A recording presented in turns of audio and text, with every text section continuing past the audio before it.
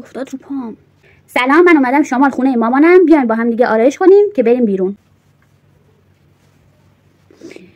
دمای هوا اینجا خیلی زیاد نیست، یعنی زیر 30 درجه است، ولی رطوبت خیلی زیاده، خیلی خیلی خیلی زیاده. الان من نیم ساعته که دوش گرفتم ولی انگار 4 سال حموم نکردم، اینقدر گرمه. امکاناتم هم که صفر اینجا. اگه بدونید که من گوشی رو کجا گیر دادم، خب نمیخواستم اینجا بزنم. کانسیلر بزنم که یه خورده خوش بشه بعد پخشش کنم. لوازم آرایشم هم توی این ساک است. کرم پودر رو اینا هم نمیزنم به کل، چون واقعا نمیشه تحملش کرد، واقعا نمیشه رو پوست تحملش کرد. رفتم جلوی کولر خنک بشم بیام، چون اینجا اونجوری نیستش که توی هر اتاق دریچه کولر باشه.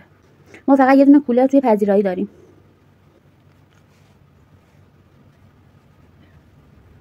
میدونم نور این قسمت خیلی بهتره، ولی چیزی ندارم که گوشی رو بذارم روش.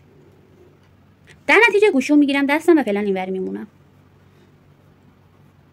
چرا خیسه؟ خیلی وقت بود که من ژل ابرو نزده بودم. ابروها من فکر کنم 256 سالی هستش که به چی نکردم. چی گندی خورد. واقعا اون زمانی که ژل ابرو نمیزدم آدم خوشحالتری بودم. آینه و اینا هم ندارم که دارم تو گوشی میکاپ میکنم.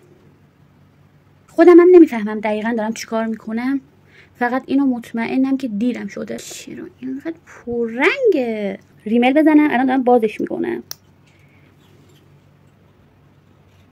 آخه بگو مجبوری؟ واقعا مجبوری؟ بکنم مالیت. مامانش گریه میکنه. Mama called the doctor and the doctor said no more monkeys jumping.